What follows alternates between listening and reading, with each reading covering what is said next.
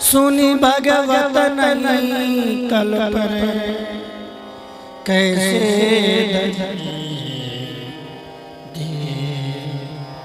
बड़ी बुढ़ाती बैस बबू शिष्णो दर की पीर शिष्णो दर की पीर घेरी इंद्रिना मन लीनो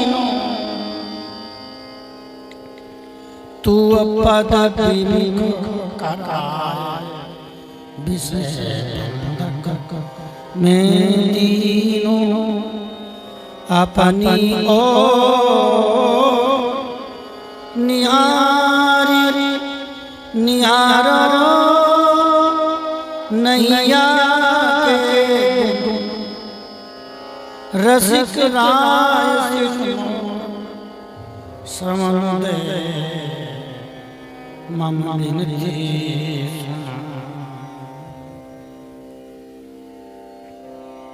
सुनी भगवत नहीं कल परे कैसे धरिए धीर। श्री भगवत रसिक जी, इस भगवत शब्द के दो अर्थ हैं।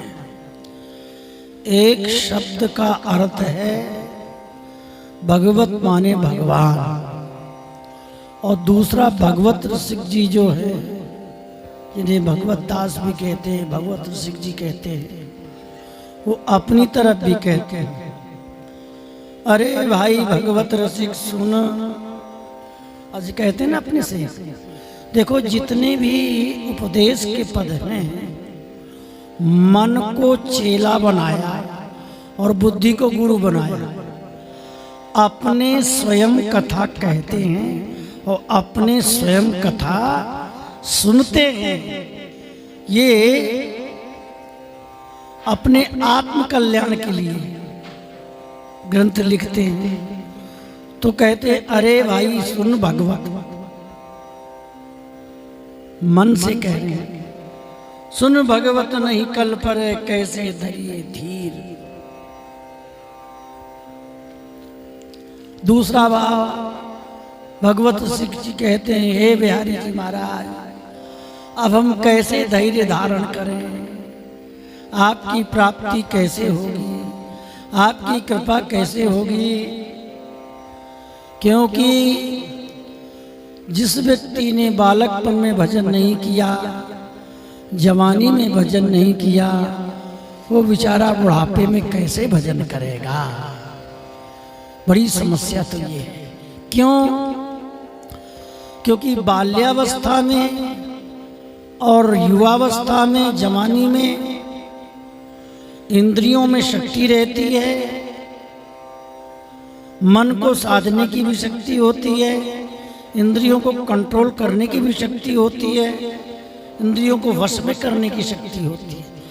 लेकिन जब वृद्धावस्था आती है तो न तो ये शरीर स्वस्थ रहता है और मन में विविध प्रकार के चिंतन बनते हैं। जो कुछ भी हमने जीवन में कर्म किया है, वृद्धावस्था में एक प्रकार से सब कुछ दिखाई देता है। जैसे हम लोग कोई कैसेट बनाते हैं, बोलते हैं, तो पहले जितनी देर बोलेंगे वो सब उसमें भर जाएगा। जब उसकी बटन दबाएंगे खोलने के लिए तो पूरा का पूरा खुलेगा। तो 50 वर्ष तक हम जो लोग जो कुछ भी करते हैं वो वृद्धावस्था में पलट करके आता है। इसलिए भाई यदि बालकपन से भजन किया है तो भजन जवानी में भी होता है, और जवानी में भी भजन किया है तो बुढ़ापा सिद्धावस्था है। फिर उस कमाए हुए धन को वृद्धावस्था में हम लोग खाते हैं, बैंक पे आ जाए। तो कहते बड़ी बुढ़ाती बैस बहु शिष्ण उदर की पीर। ये जब बुढ़ाती होती है, बुढ़ापा आता है ना, तो शिष्णेंद्री और रसनेंद्री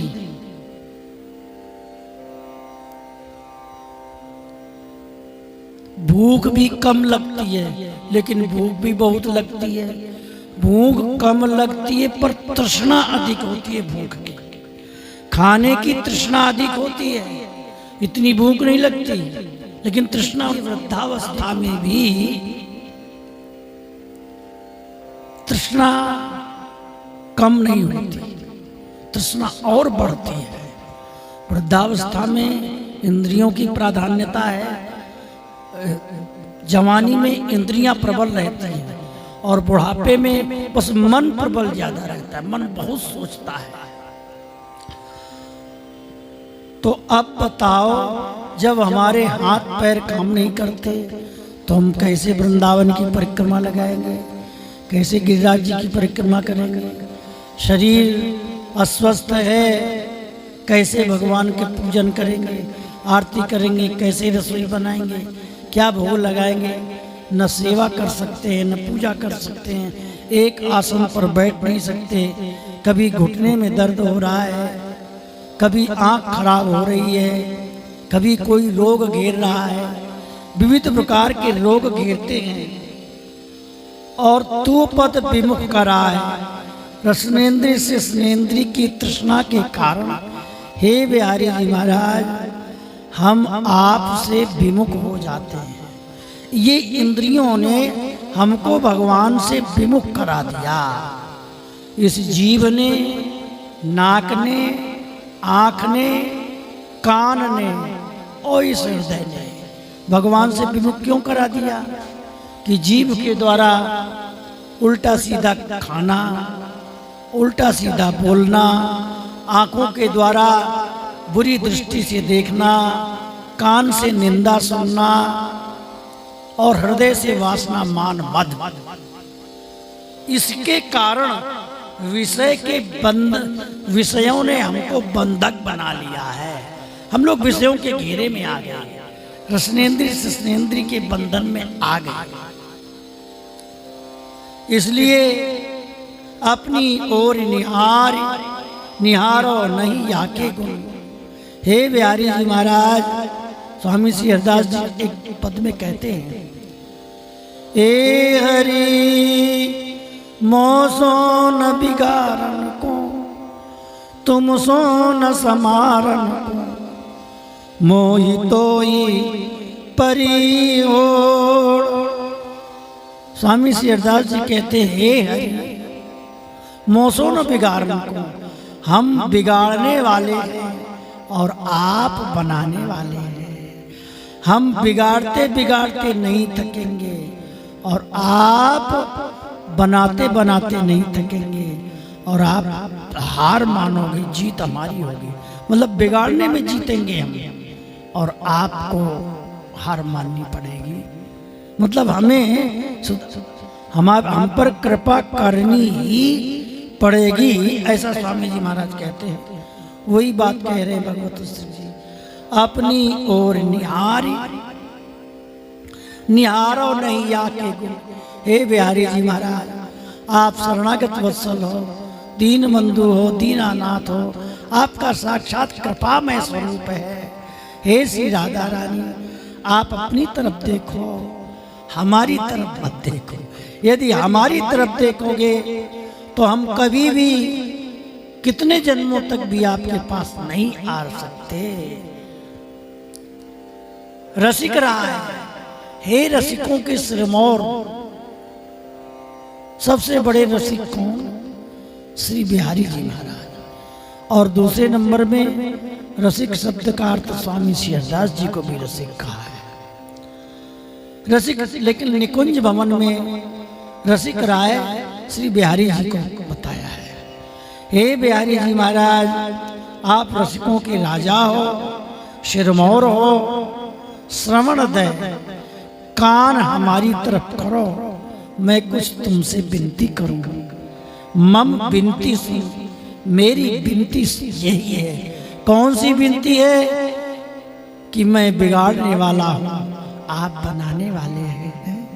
जीवा स्वभाव तो दुष्टा, जीव स्वभाव से ही दुष्ट होता है, इसलिए मेरा तो स्वभाव ऐसा ही है। जैसा बना है अब आपने बनाया है, मैं क्या कर सकता हूँ। हे महाराज, मैं आपकी शरण में हूँ। सुनी भगवत नहीं कल पर, सुनी भगवत नहीं चल पड़े, कैसे धरिए धीर। इसलिए श्री भगवत सिंह जी महाराज विनती कर रहे हैं श्री ठाकुर जी महाराज से, इस कुंडलिया का सीधा सीधा शब्दार्थ होना चाहिए। भावार्थ तो कई प्रकार से, नाम जप की कृपा से, भगवत कृपा से एक शब्द के कई भाव प्रकट होते हैं। आगे के में छप्पे में कहते हैं श्री भगवत सिंह जी महाराज, साते पावे रीति रस सी स्वामी हरिदास की। स्वामी श्री हरिदास जी की रस रीति प्राप्त करने की 7 सीढ़ियां बता रहे हैं। हम कहाँ बैठे हैं, यहाँ इसकी भूमिका ये है। प्रथम सुने भागवत भक्त मुख भगवत वाणी, द्वितीय आराधे भक्ति व्यास नव भांति बखानी, तृतीय करे गुरु समझ दक्ष सर्वज्ञ रसीलो, चौथे होय विरक्त बसे बनराज्य सीलो, पांचे भूले देश छठे भावना रास की, साते पावे रीति रस श्री स्वामी हरिदास की।